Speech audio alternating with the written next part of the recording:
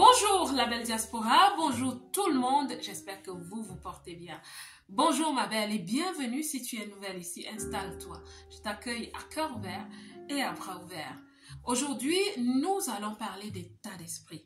Sur cette chaîne, nous parlons de l'état d'esprit qui nous aide à réussir dans la diaspora. Nous parlons de la santé mentale et aussi de l'autonomisation. Oui, aujourd'hui, nous allons parler de tout en fait. Un peu d'état d'esprit, beaucoup de santé mentale et aussi de l'autonomisation, oui, parce qu'il y a aussi une autonomisation émotionnelle, mentale. Nous allons nous inspirer d'un homme, Thierry Henry. Nous allons nous inspirer de sa masterclass. Parce que si vous regardez cette vidéo de bout en bout comme je l'ai fait, waouh, c'est une vidéo qui m'a vraiment fait asseoir. Je l'ai regardée 2 fois et la 3e fois, je me suis dit non, je vais m'inspirer de cette vidéo pour booster, pour encourager mes abonnés sur la chaîne YouTube. Donc, Thierry Henry a eu un entretien très constructif sur la chaîne qui s'appelle The Diary of a CEO. Sur YouTube, vous pouvez aller la regarder. C'est une chaîne merveilleuse qui met en lumière de grandes personnes. Et ce que j'ai adoré avec cette masterclass, c'est que Thierry Henry s'est rendu vulnérable. On peut apprendre énormément. Surtout pour nous qui vivons dans la diaspora, j'ai appris énormément. Quand tu vas regarder cette vidéo, je t'assure, certaines blessures vont s'ouvrir en toi. Tu vas comprendre certaines choses. À plusieurs moments, je me disais, maintenant je comprends. Maintenant, j'ai comme un miroir devant moi. Maintenant, je comprends certaines choses que j'ai vécues, que certaines personnes ont vécues. Ça a mis certains points sur certains i pour moi. La vidéo dure 1h54 minutes 11 secondes et je n'utilise que les 20 premières minutes parce qu'elle est tellement pleine de contenu important et profond que je vous assure, pour disséquer tout ça, non, je n'ai pris que les 20 premières minutes. Je vais m'en inspirer et on va en parler. J'ai voulu prendre des images, des bribes de la vidéo, mais je me suis dit, non, le droit à l'image et tout ça sur YouTube, je ne sais pas comment ça fonctionne. Donc, vous allez me permettre de lire de temps en temps parce que j'ai retenu certaines choses qu'il a dites. La toute première chose que j'ai considérée comme franchement merveilleuse avec cette vidéo, c'est qu'il parlait en anglais. Vous allez me dire, mais c'est normal que quelqu'un parle en anglais. Je vous assure que je vous parle ici d'une compétence qui nous aide à réussir quand on est loin de chez nous. Mais belle, quand on vit loin de chez soi, il y a des compétences, des méta-compétences, si je peux l'appeler ainsi, que nous sommes obligés d'apprendre. Au-delà de tout ce qu'on connaît, de tout ce qu'on sait faire, de notre savoir-faire, nous devons apprendre certaines choses, comme les langues. Parce que l'apprentissage des langues t'ouvre de très grandes portes. Quand tu sais parler diverses langues, je t'assure, tes capacités, tes compétences, tes opportunités, franchement, s'étalent sur un spectre que tu ne peux pas imaginer. C'est bien d'apprendre des langues quand on est à l'international. Et ça commence par le mindset. Quand tu souhaites avoir des connexions mondiales, internationales, je t'assure, tu dois absolument le faire. Tu souhaites postuler à certains postes ou certaines entreprises, c'est bien de connaître les langues, surtout l'anglais, parce que l'anglais est une langue de business. L'anglais est une langue d'affaires, les affaires. Tu vas au pôle Nord, au pôle Sud, de l'Est à l'Ouest de ce monde. Tu parles anglais, tu vas t'en sortir. Donc quand tu es dans la diaspora, ma belle, fais tout pour apprendre d'autres langues. Et je l'ai vu avec cette vidéo, je me suis dit, waouh, c'est un Français, mais il soutient l'anglais de bout en bout. C'était merveilleux et je me suis dit, spot on. Donc, quand l'intervieweur lui pose la question de savoir, est-ce que tu peux déjà établir le contexte pour qu'on comprenne qui est Thierry Henry et tout ce que tu vas dire après? Alors, je vais dire juste certains bribes de ce qu'il a dit. En anglais, il parlait de quelque chose et il a dit « That was a dream to go to France, to have a better life. » Entre guillemets. It was a dream. C'était un rêve. Et c'est la vérité. C'est la vérité. Quand nous sommes dans nos pays, c'est un rêve que de partir ailleurs. Pour des raisons que nous connaissons, elles sont pertinentes. Je n'ai pas besoin d'ouvrir ce pan de voile ici. C'est pertinent que les gens veuillent partir ailleurs. Mais ça m'a fait mal, ça m'a touché. Ça m'a rappelé toutes ces personnes qui traversent le désert, qui traversent les mers. Moi je suis venue différemment, un peu plus facilement, mais c'était aussi le détachement. C'était aussi quitter sa zone de confort, sa zone naturelle, pour aller ailleurs, vers un inconnu, quelque part qu'on ne connaît pas. Pour nous, c'est l'Eldorado. C'est aller chercher la vie pour réussir quelque part. Ça fait mal parce que personne ne souhaite quitter son pays. Personne. Et quand j'ai entendu Thierry Henry le dire, je me suis dit, quel que soit le degré générationnel, c'est-à-dire si tu es arrivé comme première génération ou tu es l'enfant de celui qui est arrivé deuxième génération ou troisième ou quatrième, je vous assure, quand on est loin de chez soi, on a toujours ce sentiment. On en parle parfois, oui, avec aisance, mais ça fait toujours quelque chose. Nous sommes partis de chez nous pour aller réussir ailleurs. Et on dit que c'est l'Eldorado, poursuivre l'Eldorado. Et à la fin, moi, ce que j'ai compris, le vrai Eldorado, il se trouve en nous. Et c'est pour ça que nous devons faire le travail, un travail pour nous, sur nous-mêmes, pour devenir des personnes équilibrées. Le vrai Eldorado, il est en nous. La deuxième chose qu'il a dite, quelques temps après, il a dit, « We need to fit in. We don't want to be sent back. » Wow! Wow! La vie d'un être humain. Une vie conditionnée. Quand je venais d'arriver, j'ai eu ce sentiment. We need to fit in. Ça veut dire quoi? Ça veut dire nous devons nous insérer. Nous devons nous adapter.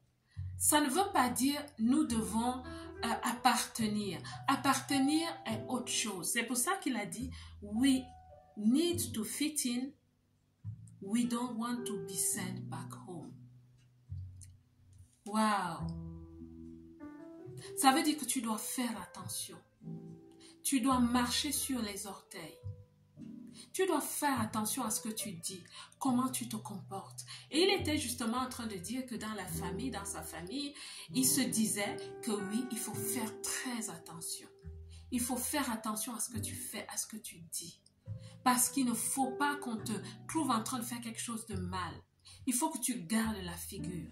Parce qu'on ne veut pas perdre nos bénéfices, nos avantages. On ne veut pas les perdre et on ne veut surtout pas être retourné au pays. On ne veut pas être rapatrié. Et plusieurs personnes dans la diaspora vivent ainsi. Pendant parfois de très longues années où tu fais attention. Tu acceptes parfois tout. Tu acceptes même ce qu'il ne faut pas accepter parce que tu as peur. Est-ce qu'il faut les juger? Est-ce qu'il faut nous juger? Pas du tout. C'est très normal. C'est l'hésitation, c'est les peurs, parfois basées sur des préjugés. Mais parfois aussi c'est un problème d'acceptation de l'autre. Et il faut faire des preuves pour fit in. Il faut faire attention, plus attention que tout le monde. Quand tu es dans la rue, tu fais attention.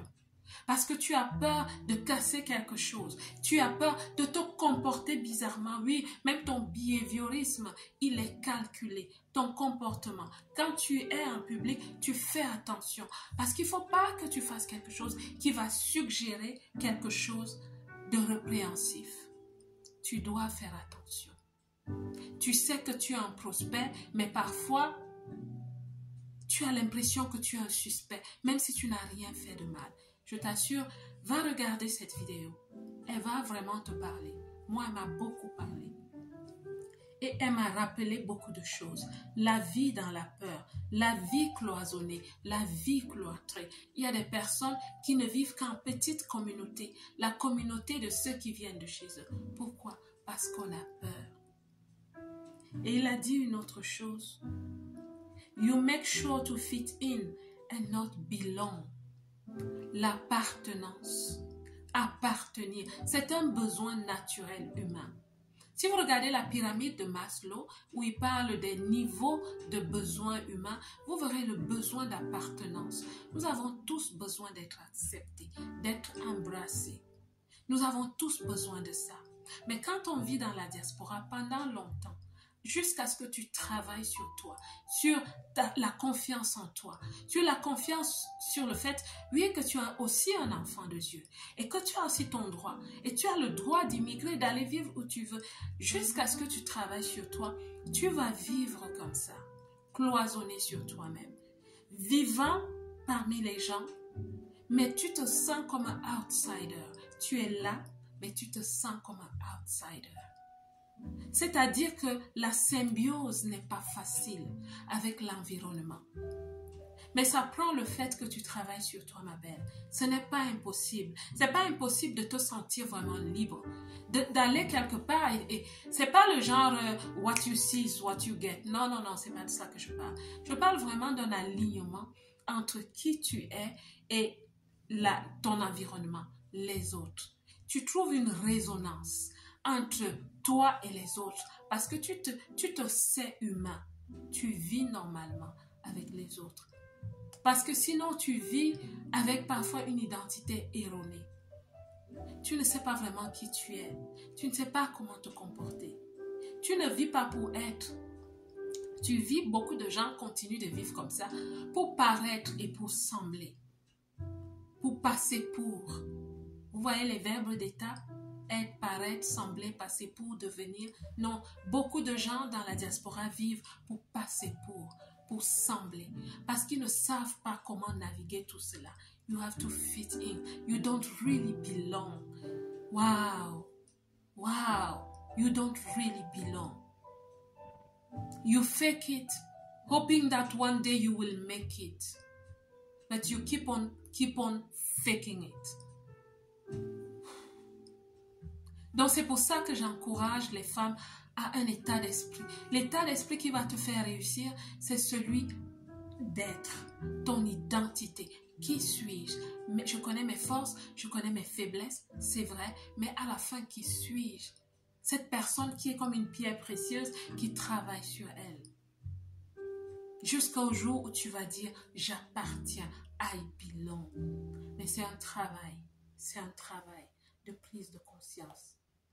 Avant que cette vidéo ne soit vraiment très très longue, je vais finir avec un point positif. J'ai aimé quand il a dit I went around the world staying in the same place. J'ai beaucoup aimé ça parce que c'est vrai.